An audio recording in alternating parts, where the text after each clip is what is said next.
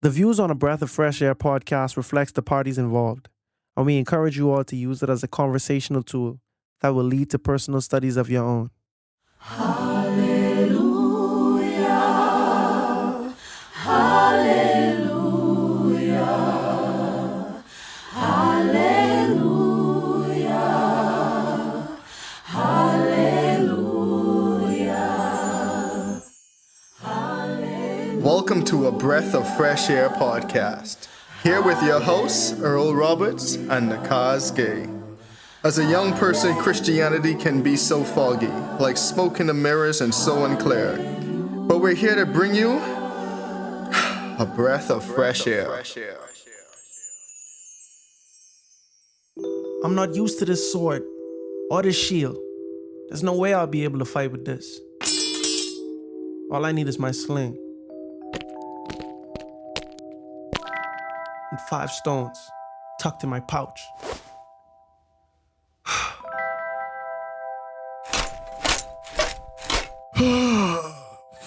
Finally!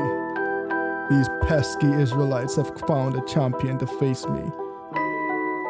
What do you mean it's just a little boy?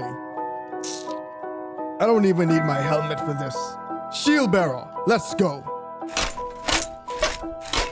Boy, am I a dog that you come to me with sticks? In the name of Baal, Ashtaroth, Dagon, I curse you.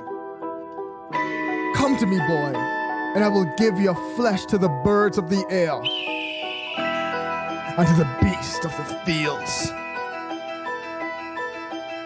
Listen there, you giant. You come against me with sword and spear and javelin, but I come against you in the name of the Lord Almighty, the God of the armies of Israel. Your Israelite gods mean nothing to me. I'm coming against you in the name of the Lord Almighty, the God of the armies of Israel, whom you have defied. This day the Lord will deliver you into my hands, and I'll strike you down and cut off your head. My head? Never. You will never see that day. This very day, I will give the carcasses of the Philistine army to the birds and the wild animals, and the whole world will know that there is a God in Israel. All those gathered here will know that it is not by sword or spear that the Lord saves, for the battle is the Lord's, and he will give all of you into our hands. I've had enough of this little runt. Let's go. Where's my sword? Ah! I'm going Closer. to kill you! Closer, closer, now! Ah!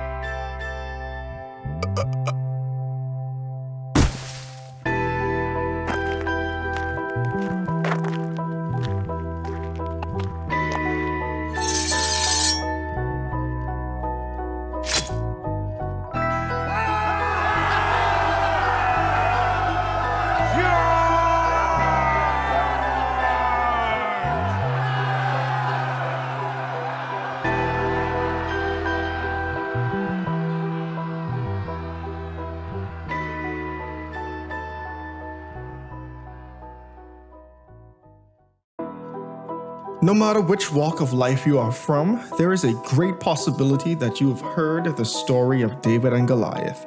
This famous story is found in 1 Samuel chapter 17. And while you may be very, very acquainted with this story, we hope that as we explore and discuss this, you will learn something new. As always, be blessed and enjoy.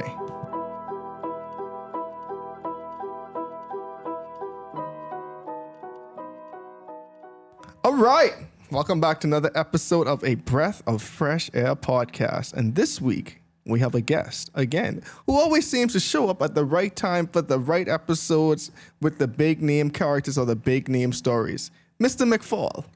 Hello. With the hello, typical Dominic. As soon as start adding them effects, the applause.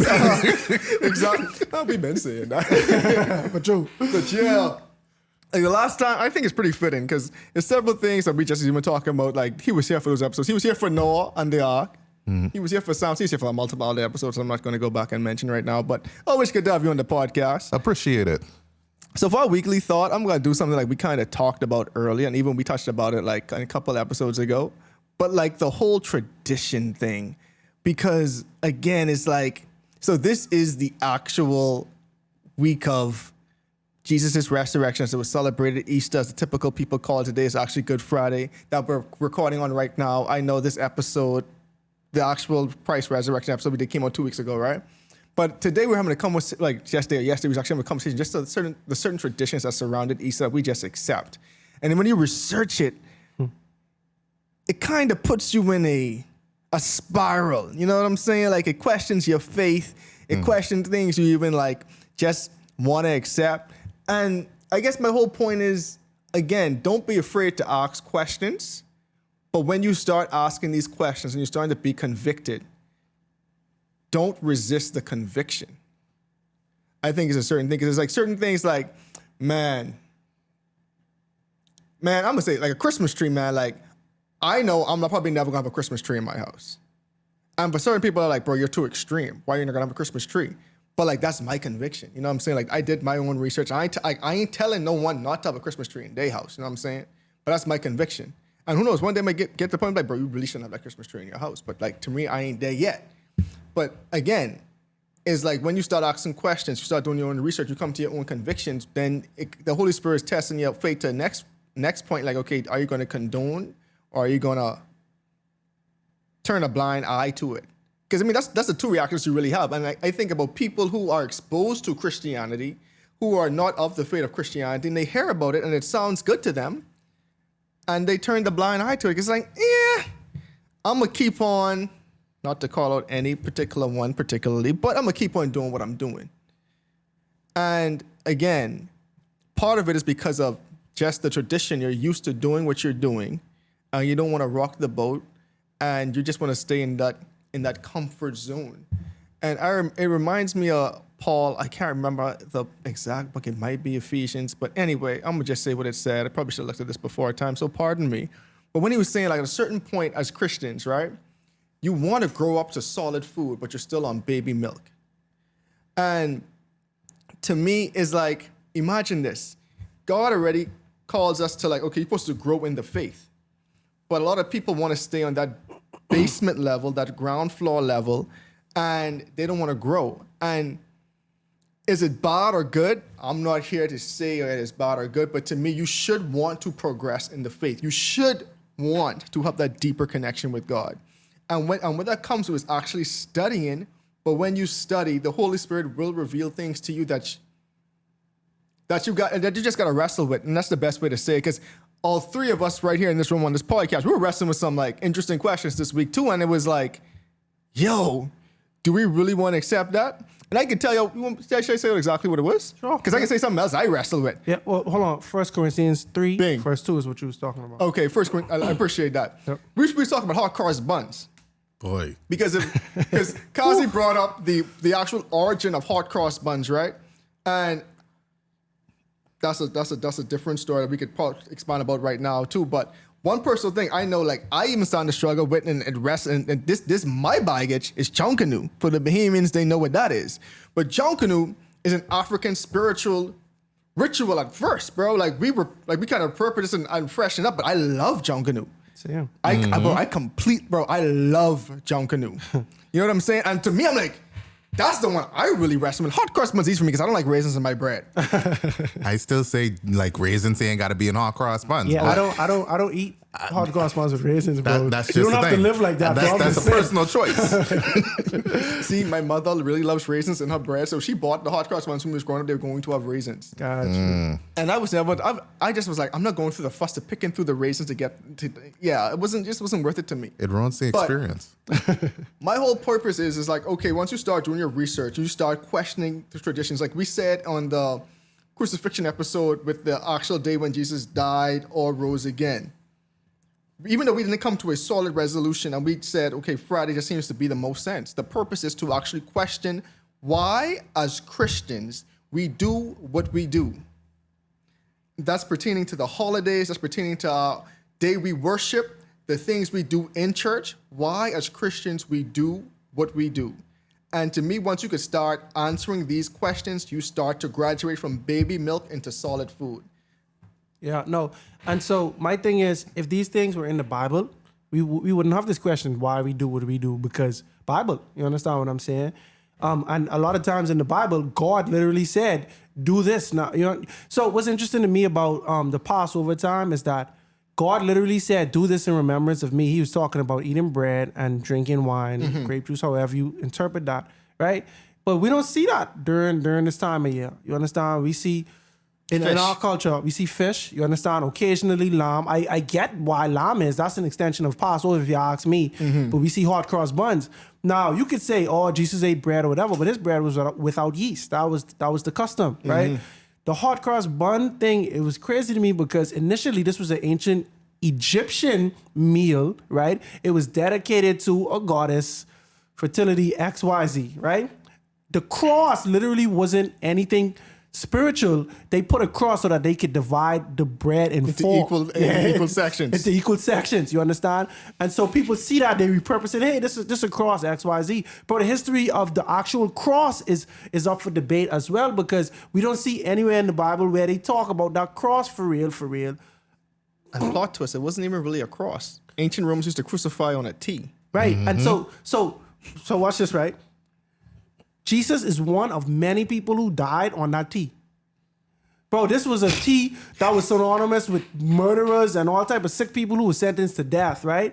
But Constantine, when he decided that Christianity is legal and, you know, he decided that this T is my good luck charm. I ain't putting this T on everything. You understand what I'm saying? And so now we use that as a symbol for Christianity.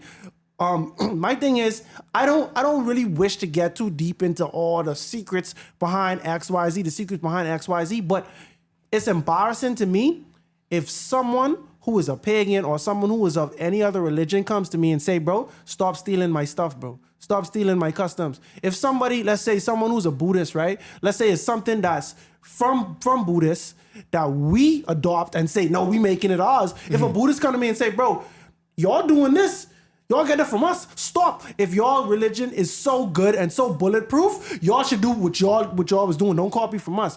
That's where I would get it. That's where I would get like kind of sad or like I'd be offended, because I'm like, bro, truthfully, we don't have no reason to be copying other people. You know, exactly. We have so much goodness in ours, you know, that we don't need to do that. But the problem is, when people convert from one to another, historically, sometimes they don't convert. Sometimes they just merge. You know, assimilate, and then we have this hybrid religion that we call Christianity, where it takes on so many different forms of other religion, namely pagan religions. Yeah, but we always got to remember that, you know, the early church, you know, the church before Nero, before Constantine, before, you know, the Romans got involved, there was a lot less of it was probably a lot closer to Jewish traditions, to be honest with you. And so, you know, if there's a lot of things that are open to, you know, questions, like Earl was saying, and you know, I don't think there's anything wrong with being open to questions. And you know, maybe this is just me trying to hold on to my hot cross buns, but but at the end of the day, I think I do think that you know, it boils down to a personal conviction. You know, like I think that God is going to let you know. He's going to lead you to a point where, you know, if you are convicted that this is wrong for this reason, He is going to speak to you. He's going to speak to your heart that this is exactly why why you shouldn't be doing this. You know what I mean? But I also you know, like hot cross buns. So yeah, no, I love them. I love them. Don't get it mistaken. If y'all haven't figured out yet, I still struggling with the concept of giving up hot cross buns. And my thing is, I'm not saying to give it up. You understand what I'm saying? Mm-hmm. I'm just saying, bro, we have to understand why we doing things at the end of the day. And we shouldn't really just accept anything, especially if it's not in the Bible. That's right. You know? Yeah, I guess to sum it up, it was like, know what you're doing and why you're doing it, and just again, like I heard a pastor say one time, it was a Bahamian pastor, so full transparency, he was talking to a guy, he saw the guy do the cross. Like, you know, when people like pray or something blessed, they do a cross. And he was like, out of curiosity, like, why you do that? The guy was like, I don't know, I just do it. And he was like, the funny thing about traditions is, it may have meant something to someone at some time. Mm-hmm. To you, it means nothing. So why are you still doing it? And so And again, it might have been something for the wrong thing. So my whole thing is this one, just it be okay to ask questions. It's okay because questions are perfectly fine because it's good to learn. But now when you do learn and you do have those convictions, the next thing is if you get convicted, I personally resist some convictions, and that's just full transparency. I ain't perfect. God's still working on me. You know what I'm saying? So my thing is also be open to when the Holy Spirit does convict you, yay or nay. Be open to that because sometimes the convictions you don't like, and this is beyond hot cross buns and junk and that kind of things. I'm talking about like actual like premarital sex and all that kind of stuff. Like people literally have these convictions, these like important things that you get convicted not to do and stop doing. You know what I'm saying? Like, and this is whoever the young person they're listening to this. Like, when you get those convictions, be okay with that. You know what I'm saying? Like, be okay with that. Like, don't just be like, it feels good. I'm just keep on doing it. Like again, it's a little like you just gotta accept it. And I want to hop on that too a little bit. Go for it. Because at the end of the day, just to really wrap it up, is the fact that sometimes God gives you these sometimes God will give you these convictions to show you where other things in your life is going wrong, if that makes sense to you. So if you're talking about the premarital sex, if you got this girl, if you got this guy, and you telling them, listen, I really feel convicted that this should stop. We shouldn't be doing this anymore. We should wait. And they ain't about it. That might be a sign to that this wasn't the person for you in the first place. Yep. I agree. Well, fruitful conversation. Time to go because we got a long chapter ahead of us. Yeah. So recap time. Last week was it last week? Yes, it was last week. Last week we left Saul battling his demons, for lack of a better word, battling his demons. We saw David got anointed as the new king, even though he was still young. And the demons that were battling Saul, ironically, he had to call in David to play a harp and the demons would leave him. So in synopsis, we see how far Saul has gotten away from the presence of God, where even now he's being affected by evil spirits. And now we see how David, who was filled with the presence of God, only through him playing the harp that he can get these spirits to stop tormenting Saul. So that is where we left off last week. And now this week we're going to cover, I guess the title already gave it away, but we're covering a very, very popular story in the Bible, one that deals with very tall individuals, or really one tall individual. But we're dealing with the famous story of David and Goliath, taken in 1 Samuel 17. And again, remember I used to thought Samuel was the book of David, so we're starting to see why. So now we go in 1 Samuel 17. Now the Philistines had gathered their forces of war and assembled at Succoth in Judah. They pitched camp in Ephesus Damium between Succoth and Azekah. Saul and the Israelites assembled and camped in the valley of Elah and drew up their battle line to meet the Philistines. The Philistines occupied one hill and the Israelites another, with the valley between them. A champion named Goliath, who was from Gath, came out of the Philistine camp. He was 6 cubits and a span. His height was 6 cubits and a span. He had a helmet of bronze on his head and wore a coat of scale armor of bronze, weighing 5,000 shekels. On his legs, he wore bronze greaves, and a bronze javelin was slung on his back. A spear shaft like a weaver's rod. His spear shaft was like a weaver's rod, and its iron point weighed 600 shekels. His shield bearer went ahead of him. So now we see, again, the two armies are faced off. We know the Israelites feel like they're at war every other chapter with some faction. Yep. But now we see things a little different. We see this is like the first time they say a champion is on the next side. So we know this guy had some bodies on him, as we would say. He had some bodies on him. But we see this guy is extremely tall. So first of all, how tall was a cubit? Well, and then how tall was 6 cubits?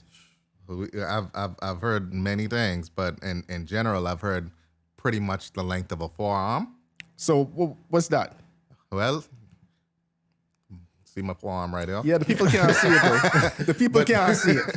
We ain't got the video yet. It's coming soon. Don't worry. But overall, I've heard that the overall length, the 6 cubits, is about 9 and some change. So I think a cubit would be something like 1.5 feet or Yeah, feet. yeah. Google say about 17 inches. Yeah, A little over 17 inches. That sounds about right. Man, so I don't know. I hope he was tall to honest, bro. It would suck if like he was like Shaq height or whatever, right? And that's what they call a giant back then, which is very possible. You know, I feel like it's relative because a cubit is a relative. They used to use the your forearm as a measurement. If this nation just had shorter forearms, then you know what I'm saying. Then yeah, because imagine if everyone's forearm was a foot long, like 12 inches.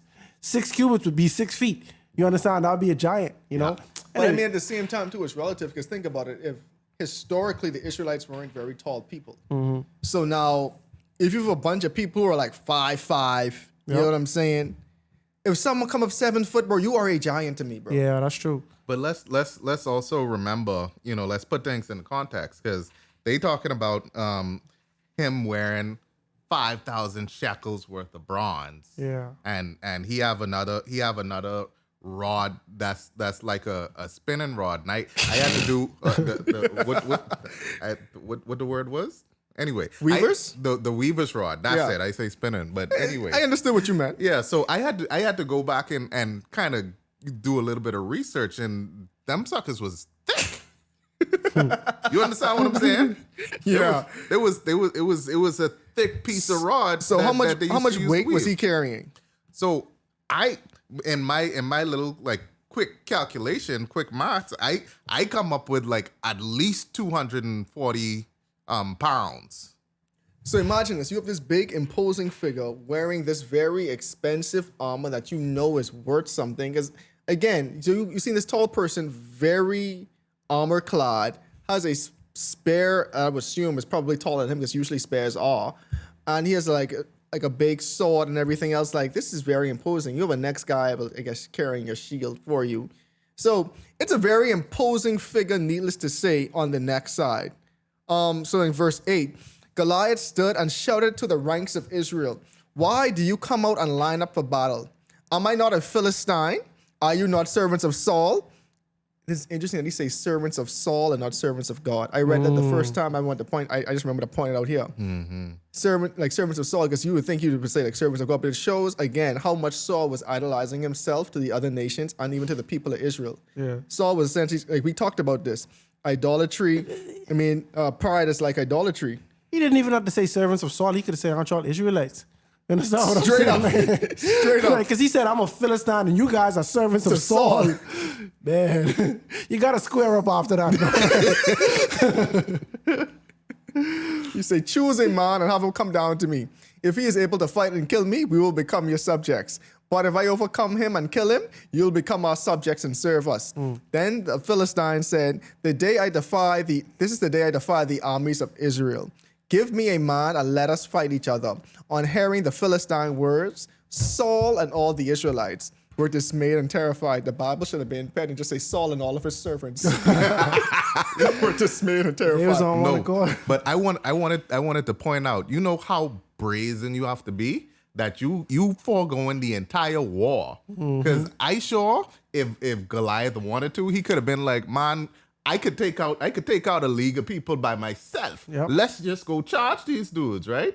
But no, he was like, "I about to put it all on the line. I laying all my cards down. I betting everything I got on black." You understand what I'm saying? And he's saying, "Listen, y'all pick y'all best guy. Come up against me. I got this. If y'all win, y'all take all the marbles. If I win, I get all the marbles." You understand? But to me, what's also standing out too is how far Israel was from God, even in this moment. Because the reason why I say that, because what Saul said here is pretty telling. He was like, "Hold on, we at war, and y'all ain't even trying to make an advance on us. Like, what's going on? Like, realize that." He was like, "Hold on, like, y'all wasting my time almost. We at war. Y'all didn't even y'all just lining up. What y'all lining up for? You know what? Let me simplify this. And since y'all clearly don't want to fight, just send one person. Then we can make this a duel." But we know if Israel was in touch with God, God already given them a plan. We see how God used an army of 300. We see how God give Joshua plans of ambush. Like, y'all y'all just going to war off of your own accord now, ain't consulting God at all. And so Goliath was like, hold on, y'all ain't even trying to fight. Like, y'all literally ain't even trying to fight us right now. Like, this is a waste of time. You know what? Send me. I ready. And this shows how, really and truly, how, you know, like we say, like someone really take your nerve. Yeah. The Israelites' nerve was already gone. Yeah. They ain't even trying to fight. Yeah, bro. And so that's how you know Goliath really was with it, bro. Because he like, bro, we could go to war, we could do this regular. Or I could spare all us some time. We could just go one-on-one, your best one against mine. And we could just your best one against me. Let's expedite this process, please. No, because Goliath had brothers too, bro. Like, and they were all warriors. That's crazy. Yeah, but anywho, you can go on. In verse 12, now David, we remember this guy, was the son of an Ephraite named Jesse, who was from Bethlehem in Judah. Jesse had 8 sons, and in Saul's time he was very old. Jesse's 3 oldest sons had followed Saul to war. The firstborn, Eliab, the second, Abinadab, and the third, Shammah. David was the youngest. The 3 eldest followed Saul, but David went back and forth from Saul to tend his father's sheep at Bethlehem. And so what is interesting, right? So one thing I wanted to correct what we said last episode was like, again, granted, in that time, in verse 16, it didn't tell like who was the youngest and oldest or whatever. But we see, you go fast forward one chapter, it says, okay, this was the oldest son, this was the second oldest son. But we remember from last chapter, David was Saul's armor bearer. Yep. You know what I'm saying? So now when you read this, okay, it makes sense why David's going back between Saul and his father's sheep. Because David had a job to place Saul when he got tormented with the evil spirits. Mm-hmm. So in context, it makes sense. Which again, to Dominic's point off pod, the cartoons didn't show you that David just pops up like a scrawny kid, like Joseph back in the day. Hey guys, what's going on over here? Like, oh, look at this little sneak. This little twerp. Go tend the sheep. What are you doing here, David? So in verse 16, for 40 days, the Philistine came forward every morning and evening and took his stand. Wow. Think about that. For more than a month. And they didn't even try to attack him. Saul was just marking time, bro. Like, hoping something happened, bro. Like, because 40 days, you should have made a decision. Mm-hmm. You got to listen to this man taunt y'all every day for 40 days. And see, like, just think about the movies, right? Mm-hmm. When your guy, he taunting the enemies, right? Mm-hmm. Your whole squad laughing, the whole army laughing at you, ridiculing. It's like a pep rally. Mm-hmm. You understand? And so that's what the Israelites tough to take every day because their quote unquote fearless leader is scared, is trembling, just like everyone else. Mm-hmm. And exactly, because again, think about it now. You want to say something? No, go for it. So think about it now. When we first was introduced to Saul, how was Saul described? He was kind of timid. He was a timid guy. He was timid, but I mean his physical appearance. Oh yeah, no, he was a foot taller than every other Israelite. So now let's think about this now. Our giant is scared to fight the Philistine giant. And this is our king. Our giant is our king. This guy, we didn't even know if Goliath was a king. He was just a champion. Yep. He was like, I don't even know how to, I ain't even going to forget that. He was a champion. Enough said. So now Saul getting exposed as a coward in front of the whole Israelite army because you ain't giving us no orders to fight. You ain't trying to come up with a plan to fight him, and he ridiculing you and our God by extension. But you personally, he ridiculing you, saying you what's wrong for 40 days and 40 nights. Of course, the rest of the army ain't taking charge because first of all, you already ain't even connected to God in any way, shape, or form no more. No, that's crazy, bro. Because he was the tallest. So he was the most likely person to match up with Goliath. He was the one. Like, you look at him. Looking at you. Who else? It's like literally in the NBA. That man playing the 5. Right. Santa's supposed to go against Santa. Right. You can't expect me as a little point guard to go against him. No, sir. Nah, that's crazy. So now Jesse said to his son David, take an ephah of roasted grain and 10 loaves of bread to your brothers and hurry to their camp. Take along these 10 cheeses. I like how they have cheese. To the commander of their unit. 10 cheeses or not. You know what's so funny too? He's like, oh, you know what? give something to your brothers. You know what? We A little extra. they superiors, get something to I'm not trying to bribe the commander. Keep my sons out the front line. Exactly. That's a good point. That's what it is. See how your brothers are and bring back some assurance from them. They are with Saul and all the men of Israel in the valley of Elah fighting against the Philistines. But the funny thing is, they ain't really fighting. They're in the valley. But they're in the valley standing around looking at, See the Philistines. Of death. Fighting going on. And they are certainly faring evil. So early in the morning, David left the flock in the care of a shepherd, loaded up and set out as Jesse has directed. He reached the camp as the army was going out into its battle position, shouting their war cry. So they doing all this for Earl? Just to look good. We going through the motions today, guys. Are we going to talk? Stay tuned. Hopefully someone catch the courage today. Any takers? No. Like, jabbing everybody on the side. Gone. You got it. Maybe tomorrow. So Israel and the Philistines were drawing up their lines facing each other. So it was just like a big staring contest, and that's just how I'm seeing it play out in my head. David left his things with the keep of the supplies, ran to the battle lines and asked his brothers how they were.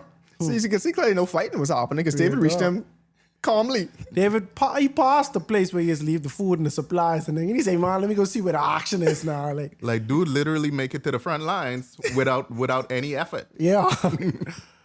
As he was talking with them, Goliath, the Philistine, champion from Gath, stepped out from the lines and shouted his usual defiance, and David heard it. Whenever the Israelites saw the man, they fled from him in great fear. The man just step out and talk. Oh yeah, we out. They gone. I ain't gonna catch no random spell. Time to go night.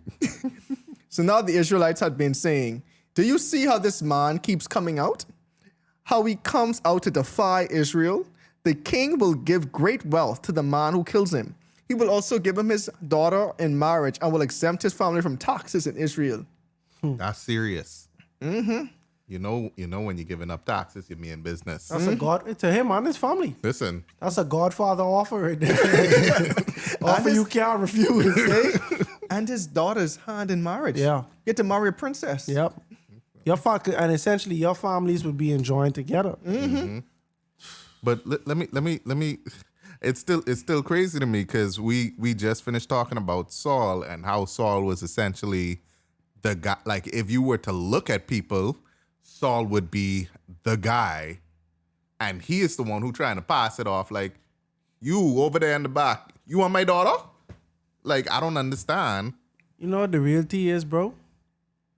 For battle after battle, Saul has been trying to steal the show. This is interesting because God just put this on my heart, bro. The first battle, Saul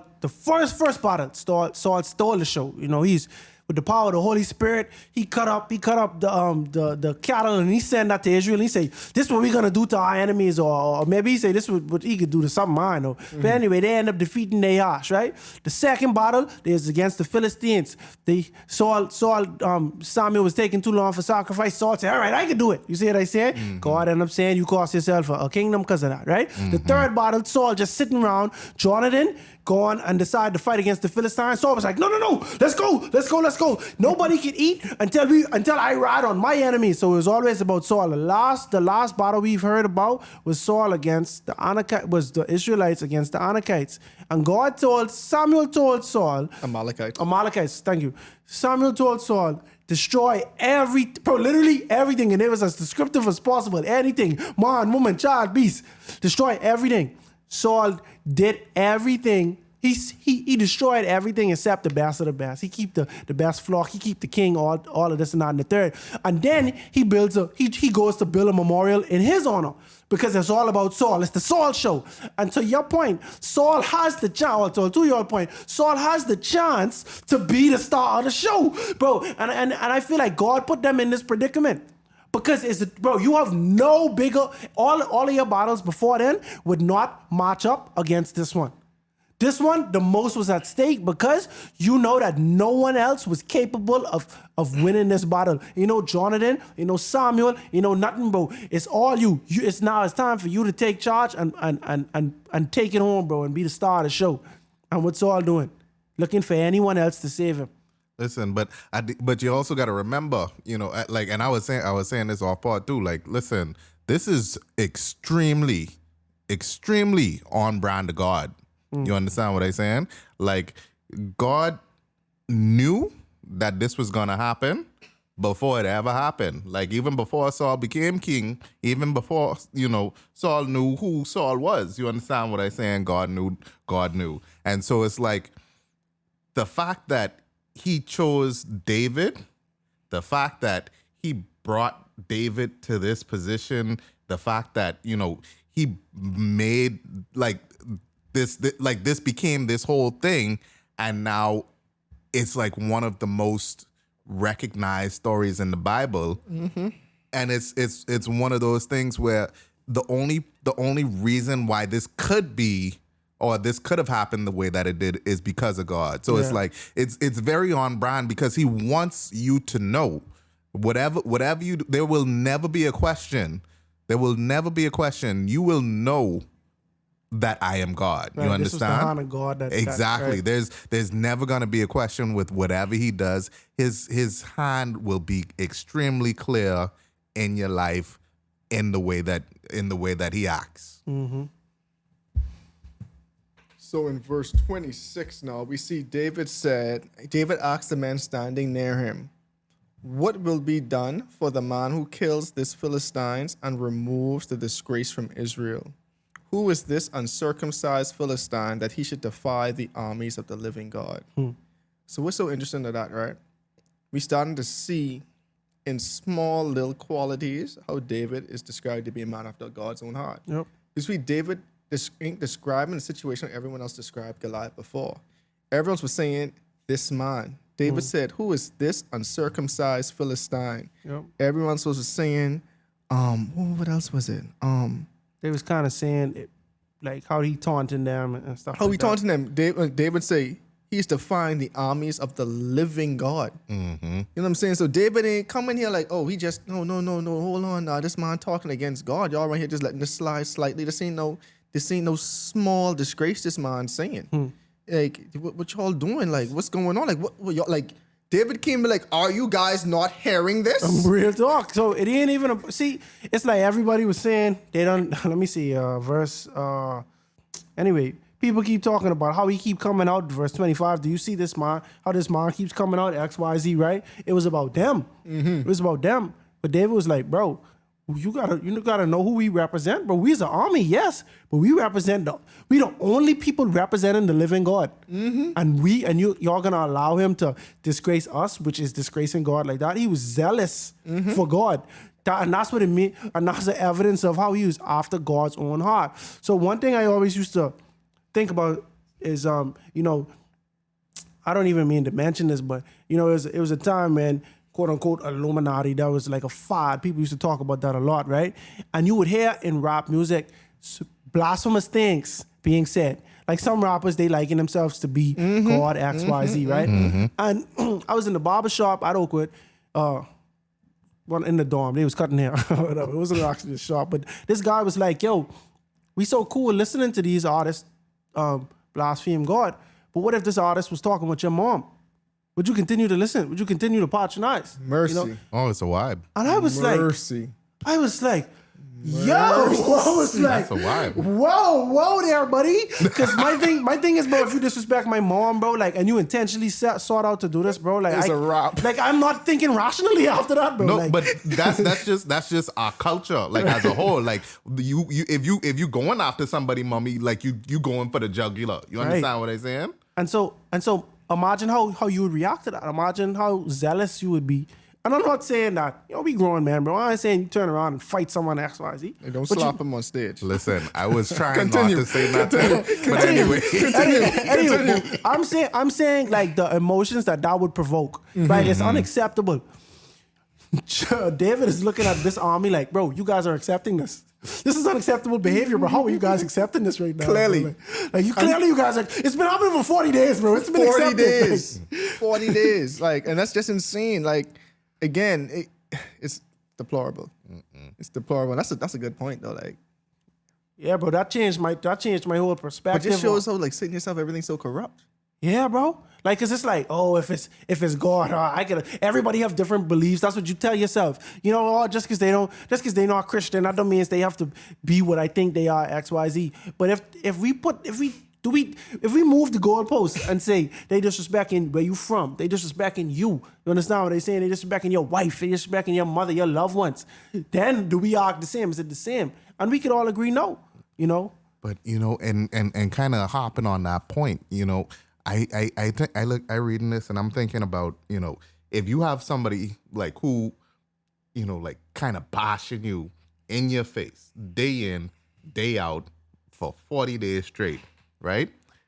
Is that something like you think you would be able to, like, I personally feel like if that happened to me, I could be sitting small for the rest of here till kingdom come. You understand what I'm saying? But these dudes still kind of walking around. They still gossiping about, oh, Saul still offering his daughter and half the kingdom or whatever. But now, and I'm just thinking about this, like, yo, the reason that David is talking to these guys the way that he isn't because they was like demoralized or anything like that. It's because their mindset was like it's almost like they didn't care. Right. You understand what I'm saying? Like, because to me it's like it's a different thing if you saying, oh, like I just sitting small. Like if you just sitting small, like all your fight is gone. You understand what I'm saying? Like I don't think that it was quite that. It was just like they just didn't want to go up against Goliath. I think, and we got to move on. Yeah. But I think it really is just a lack of faith, bro, because people wasn't really, you could see that they wasn't recognizing that their victories was from God. You know, you could see that it was more man-made, and if it's any Israelite versus Goliath, they're gonna lose. They know that for a fact, and that's why they didn't proceed. You know, but David. He making it about the living God, because and that's the thing, he called him uncircumcised, right? And then he says the living God. So he basically saying, bro, this a pagan who believes in a God that does not exist. You understand what I'm saying? They don't have any type of covenant, any type of protection and stuff like that. And we serve the living God. This is a no-brainer here, guys. Like, we have the advantage, you know, but ain't nobody saw that, like you said. And that's really because of lack of faith. And the lack of faith came from the top. Yeah, from the top trickle down. Because the king himself was not zealous for God anymore, and the God would literally withdrew his presence from the king. And anyway, check our last episode, guys. We talked about this. So in verse 27, they repeated to him what they had been saying, and told him, this is what will be done to the man who kills him. When Eliab, David's eldest brother, heard him speaking with the men, he burned with anger and at him and asked, why have you come down here?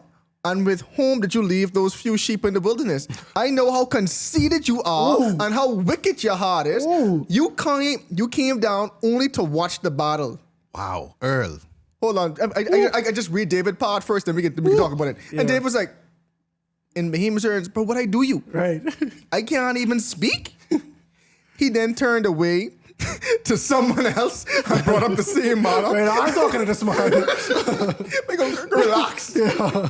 And the man answered the same as before. Sucking his teeth in the back. All right, go for it, Dominic. Bro, I'm thinking about this, right? And as the eldest child. Oh, I'm the only oldest child right here. In the room, yeah, this you are. Awkward. Yep. So as the eldest child, do you feel where Eliab coming from? There's two things here, just speaking from an older perspective, that I can see where you're coming from. One is your younger brother, right? And I can leave that apart for y'all. But one is his younger brother, right? So I can see him saying, bro, why you here? Definitely, like, why you here? You ain't helping us if you ain't fighting. You asking questions that don't concern you. And, like, again, and part, like, and the weird thing about it, again, is what, like, this even goes back to some of the traditions things, but where the part of it comes from is part of protection. I don't want to be here. I personally don't want to be here. You as my younger brother, bro, just go. You don't need to be here to get involved in this. So it's like I could see the perspective, but like Kazi and y'all get y'all ball because I know where this is going. And I fully agree with that. And I fully agree with that. No, but I know you bring up a good point, bro, because like if you already looking at it like we are all gonna die, we are all gonna lose, and nobody is a match, I know for sure you was my little brother. I don't even think you ready for me. And I know I ain't ready for Goliath. Exactly. So don't come here acting like you willing to fight just to watch what's going on. And this might be embarrassing. You was my little brother, bro. I don't want you watching me being scared, bro. Come from around here talking about, what the fight like. Bro, we know you ain't gonna fight, bro. You just come in here to watch, bro. I know how you are, bro. You feel me? And so from that perspective, I do get it. However, I do feel like this was unwarranted. I feel like his perspective was wrong. You understand what I'm saying? Like I feel like he didn't read the situation well. Facts. You know? No. Facts.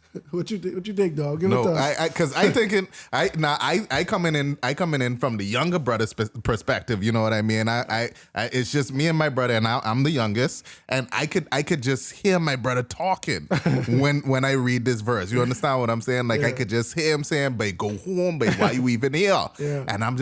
And I'm like, what you got to do with this? That's my response. So I could when David bro, let me live, bro. Right. I felt that with every fiber of my being. You understand what I said? Yeah. So, but I think it's hate, bro. Yeah. It's hate. It's hate on the low. And you know what's and the reason why I think is really like the root of it too? As an older brother, you hate when your little sibling right. That's true. That's true. And you're wrong. So let's think about it now. Everything David's saying is right, bro. And you know it deep within your heart. You know it deep within your soul, David, right? Bro, why you here, bro? Rocking the boat. I was fine being a coward. No, let's be real. Let's be real. Let's be real, bro. I did this for 40 days, bro. I was okay with it. Because you know why? I was with other cowards. None of us was rocking the boat. Bro. You come here making all us feel bad, and guess what? You was my brother. So looking at me like, but why your brother here, bro? Right, this little boy. And that's exactly what is happening. Everybody look, but get your brother, but Get your brother. Send him on, bro. Send him on, So dog. now you making me look bad, but you're right. And again, I won't take your points, but like off pop, we were saying like again, like, bro, think about it. Deep down too, I should have been king. Sorry if this that I bring up. I should have been king, bro. Yeah. I used to hold the brother. How you the Johnny come, bro? You supposed to be a prince, if anything. Yep. Or nothing, because guess Supposed what? to be so far down the line, You're bro. supposed to be my servant at this point. That's what that You is. supposed to be my shepherd, bro. And then like how the brother was throwing shit too. Where them Right, sheep? who with the sheep? You know what I mean? Like, who You with have the a sheep? job. Why are you here? And then think about it, bro. He was not a warrior.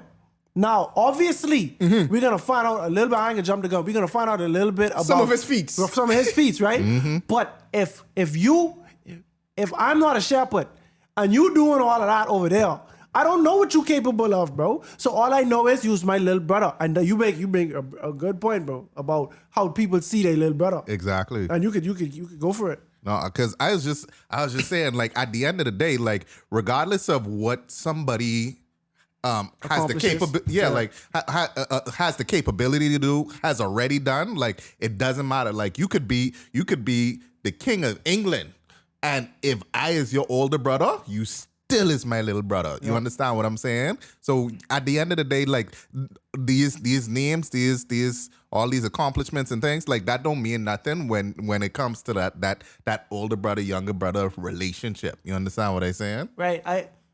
It's a little off topic, but I remember reading Patriarchs and Prophets how, with Jesus, not Patriarchs, Desire Vaders, I'm sorry. With Jesus, you remember that time when Mary and I think the Bible said Mary, but let's say I hope they had said Mary and Jesus' brothers. He was preaching and they was like, hey, your brothers and your mommy here to see you. And he's like, who's my mother? Who's my mother? He said, anybody who doing the will of God, that's my mother and that's my brothers and my mother, right? Desire Vader's commentary on it was saying that the Pharisees, Jesus was arousing the anger of the Pharisees.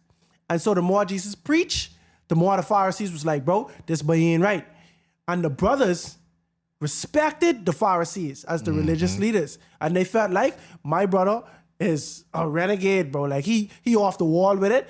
We got to come and calm him down. You see what I'm saying? And so that's the motive what they was coming to Jesus with. And they say, hey, your mommy here. And they even brought Mary along with them so that... They try to coax them on. And Right. this story in Matthew 12 for people who want to check it out, but keep going. Appreciate it. Because at the end of the day, you're going to listen to your mommy no matter what. Your mommy tell you chill out. Even if you disagree with her out of respect. All right, mom, I can chill. Jesus, no, them rules don't apply to Jesus because Jesus like, bro, if my mommy is getting in the way of ministry, bro, she's not my mother, It's bro. a wrap. You understand what I'm saying? Yeah. Ultimately. And that's how Jesus give it up, right? So the point I'm trying to make is the older brothers, they couldn't respect him as the Messiah at the time because this is my little brother, bro. The same, your point, the prophet isn't mentioned, isn't welcome in his own home. That's what town. Jesus say. When Jesus come to Nazareth, everyone was like, oh, this the carpenter's son. They start talking about him before he even get to talk. You know what I mean? And so now with David, that's the same thing. Eliab, is some animosity there. I am taking the educated guess that there has been animosity with David and his brothers ever since David was anointed to be king. The only reason I'm saying this is because David is the youngest, completely youngest.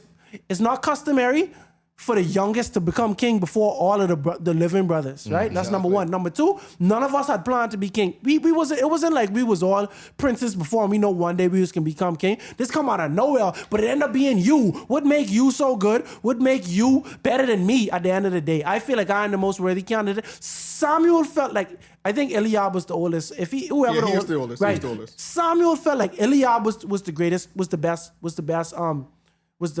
Looking, Fit to yeah. be king, the big Yeah. luck. Right. Based on luck. Right. He had it. He had the whole package except the heart. And if nobody knows our hearts, bro, we can only go based on what we say, what we do, and how our parents. So based on that, I am better than you, bro, because I don't know what David's heart is. Eliab don't know what David's heart is. But Eliab actually exposing his own heart. You understand?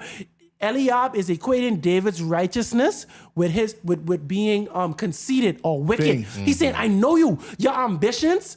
He doesn't realize that his ambitions are centered around God and that intimidates him. So he's saying that so he assumes that David's ambitions are selfish. Yeah, right. It's David's own selfish ambition, which is wicked. You see what I'm saying? So he equates it to wickedness. And at that point, is it even ambitions? Is it not just the will of God that's flowing through you? It is. Exactly. So it's like you rather than recognizing, David's heart for what it is, you now, and I think I agree with what you're saying. Like I think like once you put it into that context, like the way that Eliab burst out at David, it goes even deeper than just, bro, you is my little brother and you showing me up, and now it's more like, bro, there's something festering in me from time. Right. Exactly. You understand what I'm saying? So it like it just puts everything into another deeper And context. that's why I like the direct parallel, because think about it.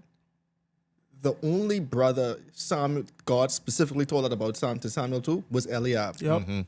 God looks at the heart while man looks at the outward appearance, right? And now we see Eliab, as to Kazi's point, reveals what's in his heart. In your heart is so wicked that you mistaken zealousness for God for wickedness. Yep. And that's a dangerous place to be. Because now you might think you're working for God, but you're working for the enemy, or you literally just working, you was used to lukewarm people who God can spit out your mouth because you ain't even want to do nothing. You're like, I know directly over there is evil, but I ain't gonna go oppose the evil. I just can stay here and then neutral because I ain't gonna do good either. And so it's just interesting. Like, I just love how the Bible directly shows, like, okay, this is what an Eliab's heart. If you want to know why Eliab wasn't going to be king, because this is what it is. And then on the flip side shows that David's zealousness after God's own heart shown. I could come here, bro, and these people and this guy is blaspheming against God, and I instantly can't stand it. Nope. I cannot stand it. And to Kazi's point, so imagine like if we were in that mindset where we hear anyone blaspheme God and we're like, bro, I can't do this. I remember when I was watching a movie, we can move on soon. It was one of the Marvel series. That's the most I could say about it. But I remember it's in the movie theater and I was cringing. I was literally cringing because of all the references that was directly just blaspheming God. Yeah, I think I seen that movie too. This person was saying that he is all of these things, right? Yeah, bro, I was cringing. I know that was the Holy Spirit. Oh, yeah. Was like, bro, I can't take it, but here's the truth. I finished the movie. Wait, me and y'all don't walk out, bro. That's the crazy. That's the first time I know. I know Kazi right, walked out. Yeah. But like, I know for me, I actually finished the movie, but I was cringing the whole time. And that just shows, I know, like, bro, you shouldn't be entertaining this foolishness. Mm-hmm. Bro, dog, that's the craziest thing to me. I was just like, bro, I can't take it no more. Right, but to the point when I made, this is my freshman year when dude would say, if this was your mommy. You understand what I'm saying? And since then, that kind of shift my mindset and show me where I was lacking. And so now I hypersensitive to these type of things now. You understand what I'm saying? And it's crazy. It even goes back to like the first point in the beginning of the thing. It's like, again, Kazi was already convicted at that point. Me, I was still battling, even though I know I shouldn't do, but like I didn't yield to the conviction that I was feeling at the time. You know what I'm saying? And again, it all goes with your faith and as you grow. But my thing is, don't fight the conviction, because I know I probably should have walked out too. But I was like, bro, I done paid the money. Yeah. That's where I was at the time. He might say, just kidding out there. I'm gonna stay and find out. All right. So in verse 32, David said to Saul, let no one lose heart on the account of this Philistine. Your servant will go fight him. So imagine this. Again, I'm sorry, but we got this young man just pop up. We done been in this for 40 days. He's saying, guys, guess what? Don't lose faith. Don't lose hope. Keep your wits about you. I got this. I got this. I got this. And let's not forget that these ain't even just guys who've been on the battlefield for 40 days. These are seasoned veterans. Yep. These people who've been fighting with Saul from King Hatchet was a hammer. Yep. And Literally. David is Mr. Johnny come lately. Right. And he's saying, y'all like it when he voice still cracking, like y'all don't lose heart now. And he coming on the job with no job experience. None whatsoever. Trying to tell y'all. He come on trying to be CEO. Like, y'all don't lose heart. Come on, rallying the troops. Right, that's what I said. He rallying the troops. But let's just show how desperate Saul is now too, bro. An unseasoned veteran coming to you just was watching sheep, but maybe 2 days ago, because I don't know how long it took to get here. Coming with cheese. He's a gopher. That's what he's calling him in the bottom. He's a gopher. Go for this. Go for your brothers, bro. Go for the cheese. That was funny. That was a good one. That was a well-placed one. But Saul was so desperate to find someone to fight, he wouldn't listen to this. He wouldn't listen to this guy like, bro, again, you played a harp for me, but what else you could do? You could fight too? Where was this? Right. So Saul replied, you are not able to go out against the Philistine and fight him. You are only a young man. He has been a warrior from his youth. David said to Saul, your servant, me, I've been keeping my father's sheep. When a lion or a bear came and carried off one of the sheep from the flock, I went after it, struck it, and rescued the sheep from its mouth. When it turned on me, I seized it by its hair and struck it and killed it. Your servant has killed both a lion and a bear. This uncircumcised Philistine will be like one of them because he has defied the armies of the living God. The Lord who rescued me from the paw of the lion and the paw of the bear will rescue me from the hand of the Philistine. Such amazing faith. This man had a testimony. God. He had a testimony, bro. Like, listen, like I can't even imagine, first and foremost, grab a lion by the hair? Help, I ain't doing it. Help the bear, bro. If you see David in a fight with a grizzly bear, help the bear, bro. David don't need no help, bro. Help the bear, dog. Bro, because all I could think about is either curling into a fetal position or playing dead, like all these things that you was here, you know, and we in Florida, so you know Florida got all the things. Oh, so yeah. it's like you always gotta have your eye out, like we're coming out, you know what I mean? But truthfully, in all honesty, any man that has one-on-one killed a bear, I'll put my bet on him to fight any man. Oh yeah. Truthfully, bro. I see. All right. So let's say. I agree. But think about it. Let's say in a world where Saul was like, I'm not letting this guy fight, right? If the man say he kill a bear one-on-one, bro, let's hear him out. Let's hear the guy out, bro. And the fact that he coming in with so much confidence, he's selling it. Yeah. Because not He's only a selling bear, it. bro, a lion. To me, wherever you gotta worry about bears and lions, you're in a place that no man should be living. True. But I'm not even gonna lie to you, bro. It's like you don't know you could kill a bear until you actually have to kill a bear, right? But my thing is, I probably got 100 sheep. You see what I'm saying? Like, let him have his you know, and we can move the sheep somewhere else. Bro, I'm like- what faith do you have to say, oh, I get no back. I get no back, bro. Hey, but we know from Jacob time how much them sheep was weight. I and know. what Jacob going through to get them sheep. But bro, my thing is, I don't know no other man who fight a bear in the Bible And live. besides the man David, bro. Because I was just gonna call that a recession and live with it. You know what I You mean? see what I Like, said? We I just write that just off. cut my losses. We just writing that one off, bro. Yeah, right? Like, For real, bro. No, but my thing is, like, I wonder which come first, though. I don't even try to be funny. The bear or the lion? Because my thing is, if you beat the bear, I'd have the confidence to fight a lion if need be, right? Let me show you the guts David have, right? David say he whopped the bear so he can let go the sheep, right? He let go the sheep, then the bear turn around and try to fight him. And he's like, oh, all right then. If you want some of this, You want these hands, you bro? want this, you will get these hands, bro. You see what I said? And so that's just what it is. And my thing is, he see another one, the king of the jungle, a lion, right? The same thing. I only try to strike you to get the sheep away, right? But then the lion say, man, I always can eat the sheep, but I'll turn around and eat you. You see what I Come to said? seize him. I'd seize him. And Dave was like, oh, you want to know you messing with? you're missing the point though, bro. He sees it by its hair, bro. Bro, no, that's crazy. Bro, first of all, if you that close that you could hold something by its hair, it could kill you. For sure. ultimate foreshadowing. Anyway, That's a fact. Very true. This ain't so David basically was saying, it might seem that I am Incapable. incapable or unexperienced, but I have you know, I am very experienced. Because my thing is, bro, I really rather fight a human than a wild animal who's hungry, you know. A bear and a lion at that, bro. David was like, hold on, let me pull out my resume. Right.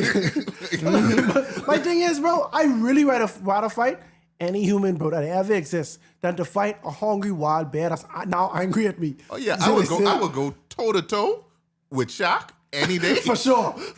Over any I'll bear. take my chances with Shaq, bro. I think I could beat him without going out, right? But I'll take my chances, buddy. Listen, I go for kneecaps, bro. I But what's powerful is, right?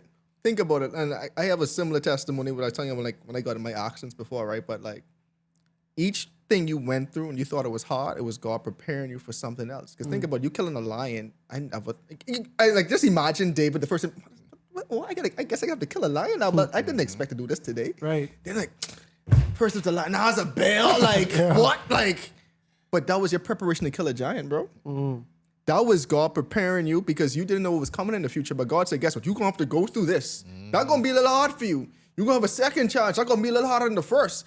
But I know what I'm preparing you for. You know what I'm saying? So like, it's just crazy. Like we see God always puts us in positions that we might be through a valley, but this valley preparing us to get on a peak. But in that valley, we don't know why we're going through this valley. We don't know what is the experience. We don't know. Joseph didn't know why he had to go to prison for nothing wrong. Again, it's like God puts us in positions where we need to be because at the right time, he's going to pull out these experiences that he made us go through. If not only to have faith, to be a testimony to someone else. So No, but I feel like that's an adult thing to know. Like as a Christian, like, this ain't no fairy tale, bro. Like a lot of people like kind of fictionalize Christianity, bro. Like it's rainbows and bunnies and all. I hate to say bunny during this time, anyway. But it's like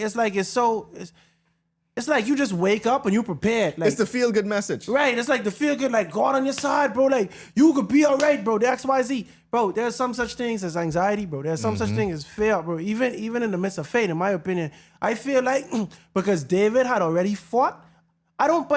Based on this, I don't even think David was always fearless. You see what I said? Like he had courage now. It take a degree of fearlessness to hit a lion. You see what I said? Or to hit a bear. To even go after. Right, to even go after that, right? But my thing is, bro, when you, like just the adrenaline, bro, when you in the face of death, bro, there's fear you're going to feel, right? But when David see that God is with him and God allow him to overcome that strengthened his faith, bro. So my thing is these little things, seemingly to David probably, these little things that I had to go through, just make it so my strength, my faith firm now. You know what I mean? But it ain't like God just wake him up and say, yeah, go fight Goliath. Exactly. You know what I'm saying? Like, so my thing is like for us as Christians, we have to grow. Like this is a journey. You know what I mean? This ain't just a one, you get God, you accept Christ as the Holy Spirit, and now you could do, you could do all things. You understand what I'm saying? No, your faith have to be strong enough to do certain things. when the Israelites was leaving, and it's crazy, it's a full circle moment, when they was leaving Egypt, they couldn't go through the land of the Philistines. Bing. Right? Because they would have been too scared. These giants and things walking around.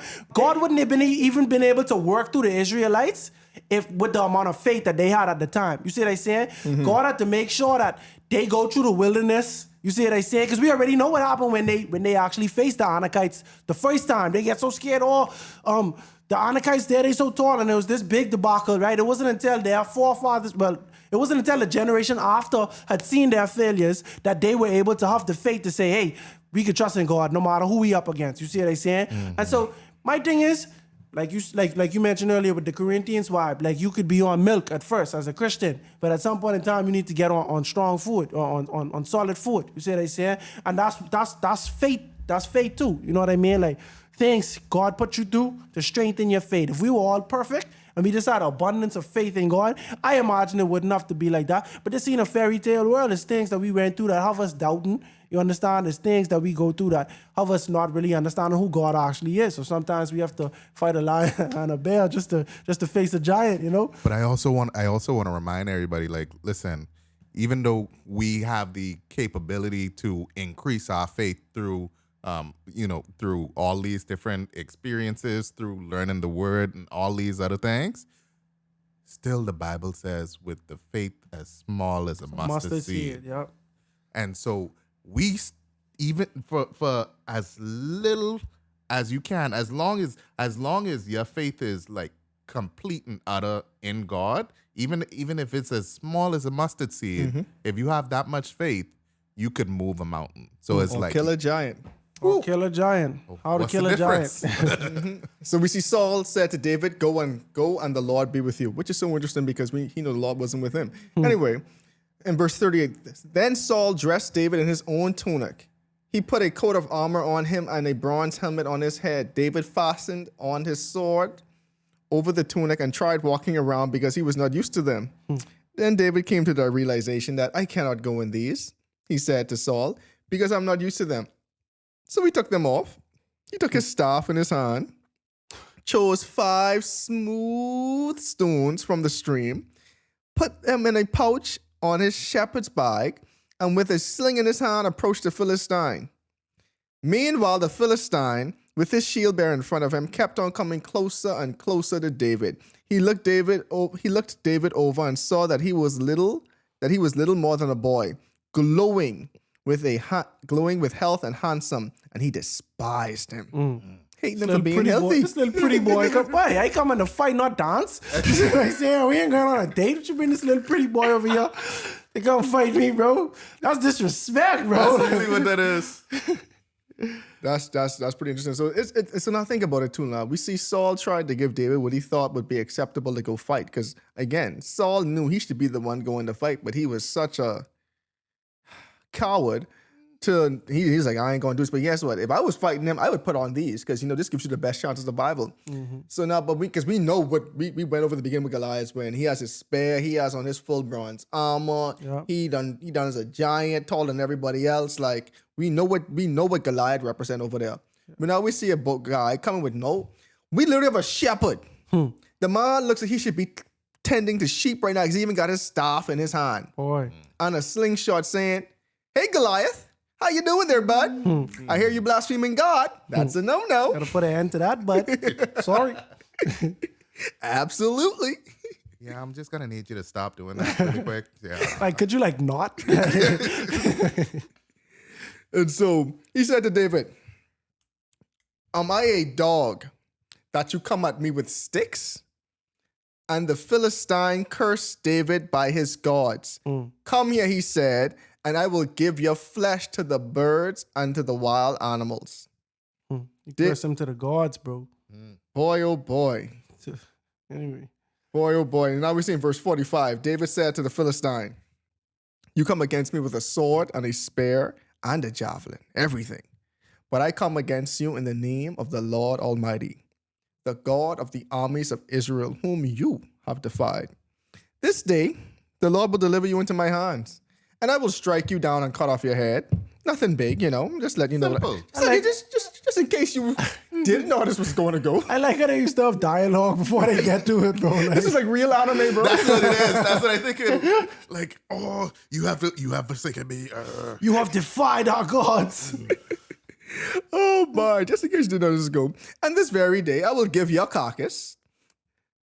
I will give the carcasses of the Philistine army to the birds and to the wild animals, and the whole world will know that there is a God in Israel. All those gathered here will know that this is not by sword or by spear that the Lord saves. For the battle is the Lord's, and he will give all of you into our hands. No sword, bro. No spear. But I also like, because here's what would just strike me about this. Not only just you all, my own camp need to know this too. The whole world. My own camp, because clearly the people in the back of me don't know. No. They don't know because they should have been done this. For when you say curse the God of Israel, you were supposed to get 1,000,000 javelins thrown at you instantly. Yes, Dominic threw an air javelin. I don't know if it killed me, but I'm still here talking, so I'm gonna just keep I on wasn't going. throwing it at you because that was you ain't Goliath. Y'all on the same team. Yeah. Same team. David thought he was on the same team until Saul threw a javelin at him. David thought he was on the same team until his brother started bringing up his profession. What I wouldn't be being a shepherd have to do with it? Like, if I'm a shepherd and we all warriors around, then don't be bringing that up, bro. Leave the sheep out of it, man. You trying to belittle me in front of people, bro? Like, come on, dog. Bro, that's what it is, Like, bro, I remember you used to wet the bed, bro. Real Like, what? talk. Like, wow. But imagine if David was a little insecure about his job. Like at the same time, you could be content. Like me, right? I used to drive what we call a bubbler in the Bahamas. It's a car. It's just a car. You know what I mean? It's like A lemon.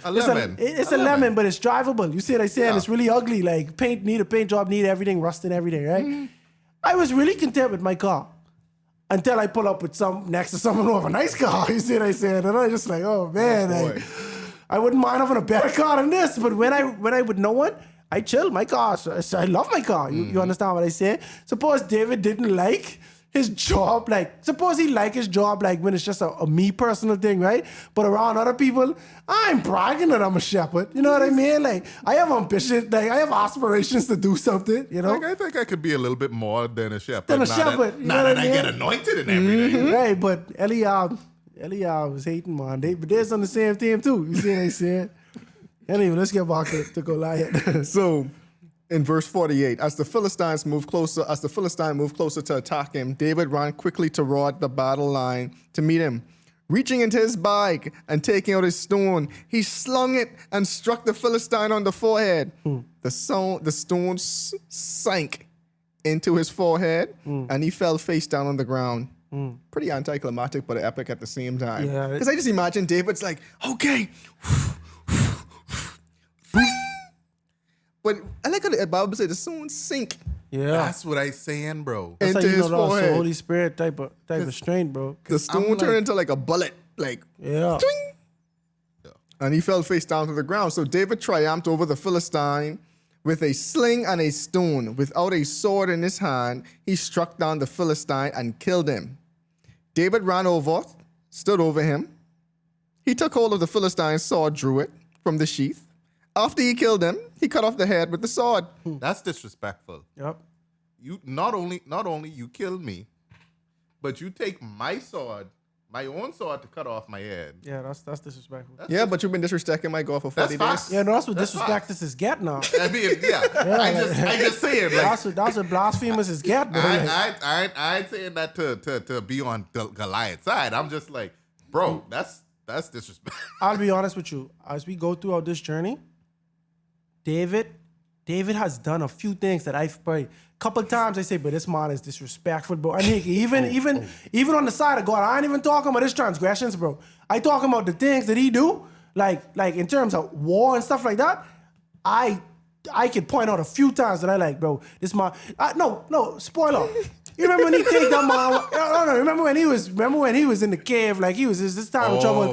He gone to ask the man for bread or for food, and the man was like, "No, I ain't getting no food." God ended up striking him dead, and then he take the man's wife. You see what I saying? In my mind, I just like, That's a blow, bro. Like, that's a blow. You know what I mean? Like, but I'm just like, bro, ain't not like if bro, like, ain't no coming back from that, bro. Like, you see what I'm saying? Like, like God strike you dead because you dissed me, and now I taking your wife, bro. You see what I'm saying? The only thing that would have been worse is if he was still alive. Right, that's the only thing. That's the only thing that would have been worse. For true. Mercy. But yeah, Mercy. but David don't play. I'll be honest with you. David do not play. Take your sword and kill you. Like You had all these things to say? So when the Philistines saw that their hero was dead, they turned and ran.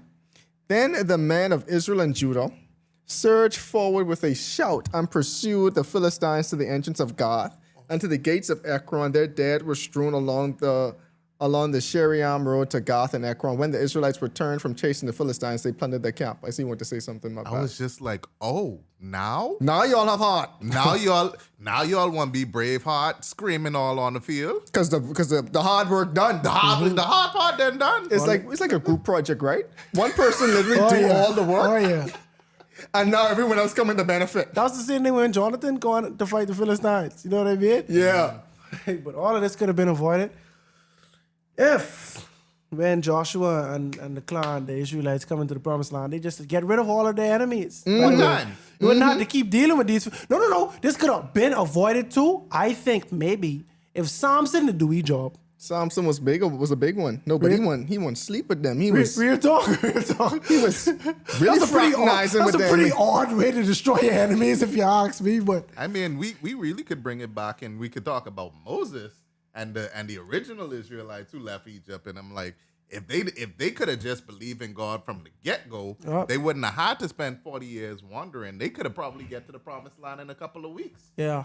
And then everything subsequent would have been not as hard as it had to be. Exactly. And now, hundreds of years later, if not 1,000 years later, y'all descendants have to deal with the Philistines.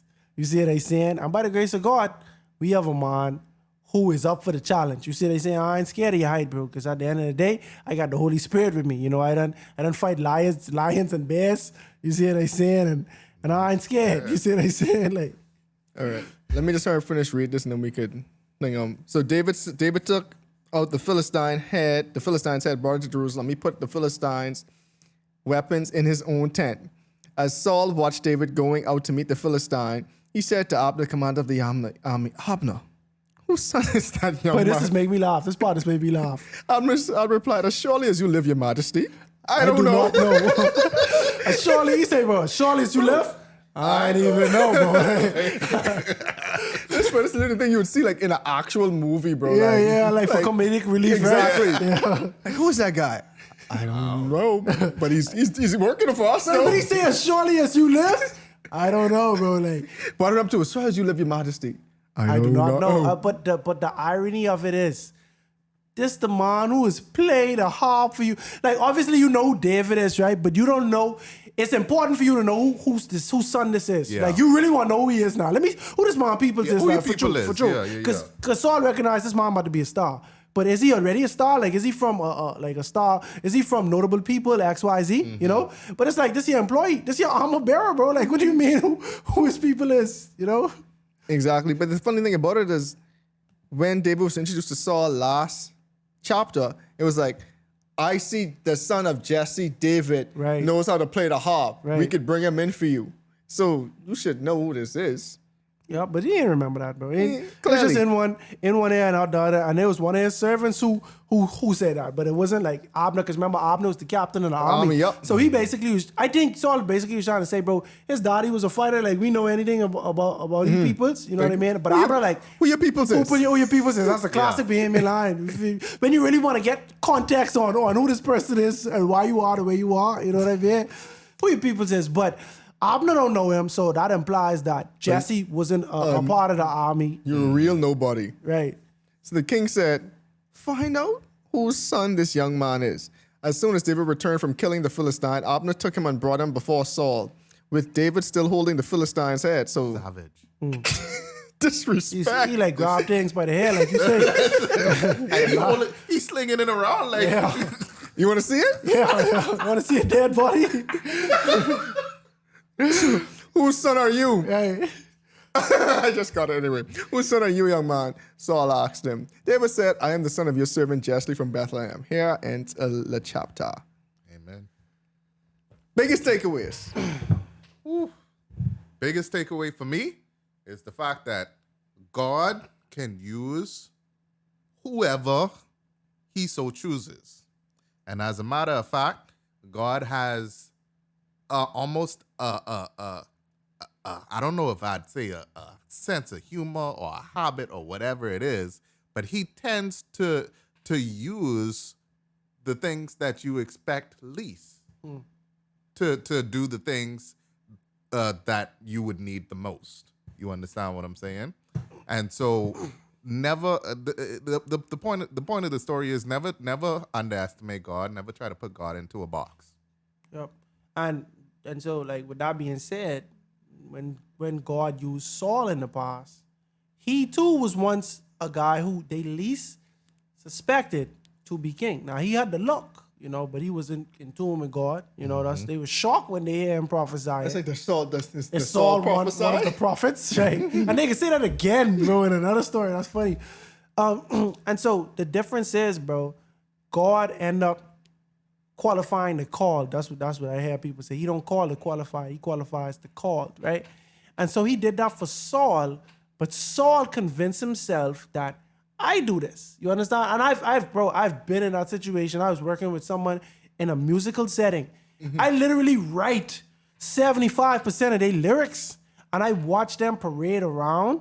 Like, bro, I so nice, listen to what I do, right? And in my mind, I was like, bro, do you, like, and it come to a point where he was repeating to me, like he was telling me that, bro, that's what I do, you know what I mean? And I was like, bro, do you not, in my mind, do you not remember that I did all of this for you, bro? Like, you don't remember that, And so, like, it just pride, though. It's pride. A lot of people don't like to be humble, bro. Like, a lot of people don't even know how to practice humility. You see what I'm saying? And so we can see the contrast, or we can see David, this is a new beginning, this is a new king. Well, we can see how the least likely person is doing this in the same way. We had just seen that with Saul.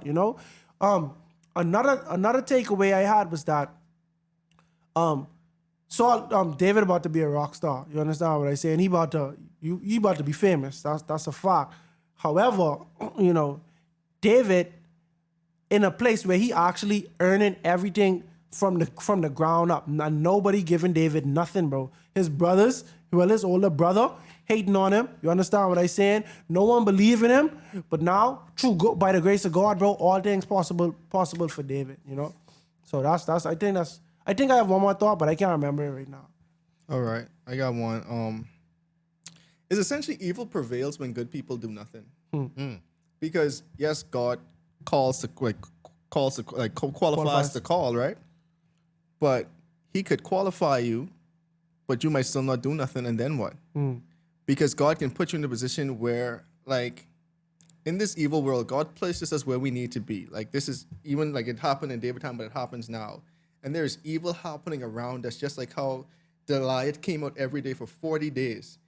And it's funny how the Bible didn't say how big the army was here, but we know last chapter they had like millions of people at this point too. So you have a 1 million people army that this guy is coming out and blaspheming against God, defying God. No one did nothing. Evil prevailed when good people do nothing.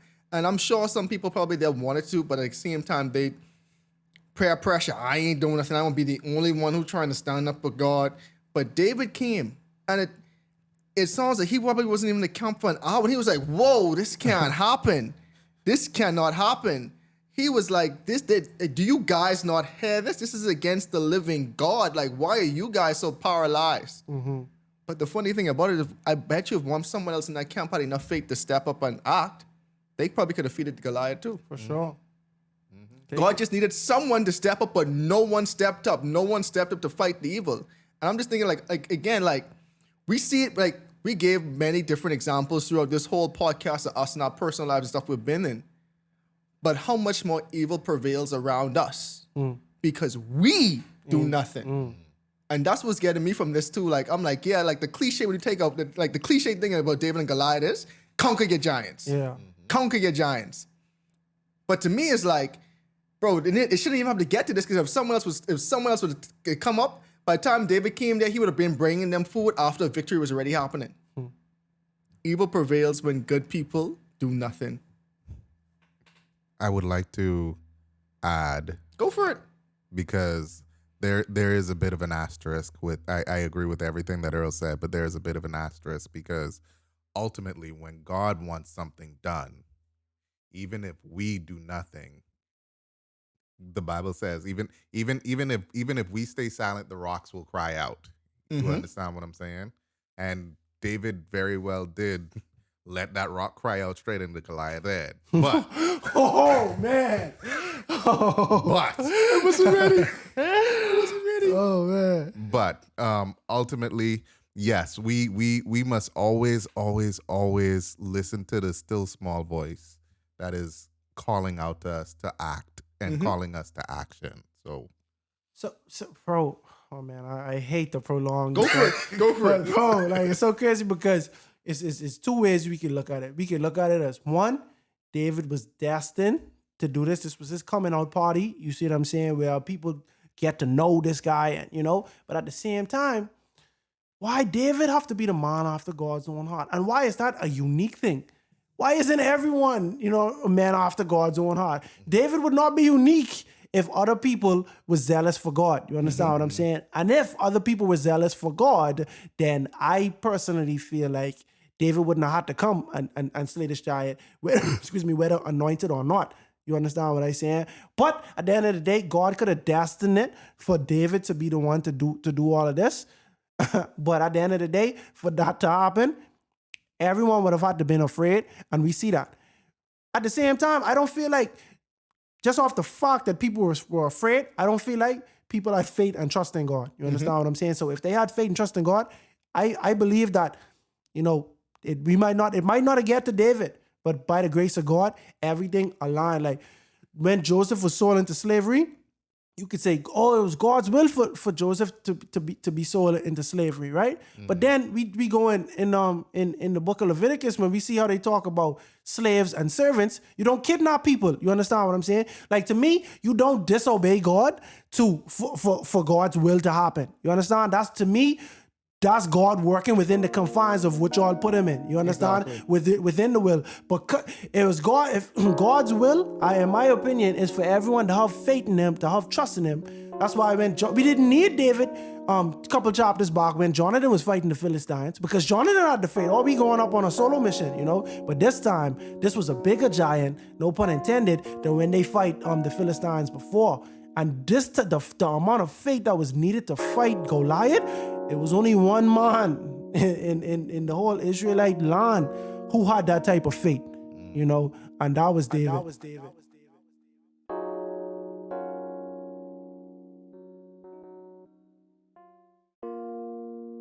For 40 days, Goliath took his stand and mocked God and Israel, both morning and evening.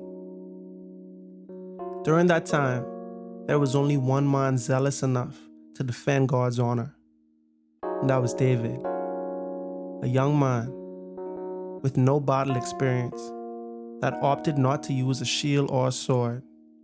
And when it seems like the odds were against him, he proved that if God is for us, who can be against us? David continued to be successful in battle, and he was even promoted to be a commander of Saul's army. But the more victorious he was, the more his reputation grew. And the more the people loved him, the more Saul hated him. But we'll talk more about that on the next episode of A Breath of Fresh Air. Tonight's episode included voice acting by your hosts, Earl Roberts and Nakhaz. Remember to go ahead and research on your own in order to get a more firm understanding of tonight's episode. And if you enjoyed it, make sure to like, subscribe, and share with your friends. You can follow us on social media at A Breath of Fresh Air Pod on Instagram and BOFAPOD on Twitter. Thanks, everyone, and we'll see you next week.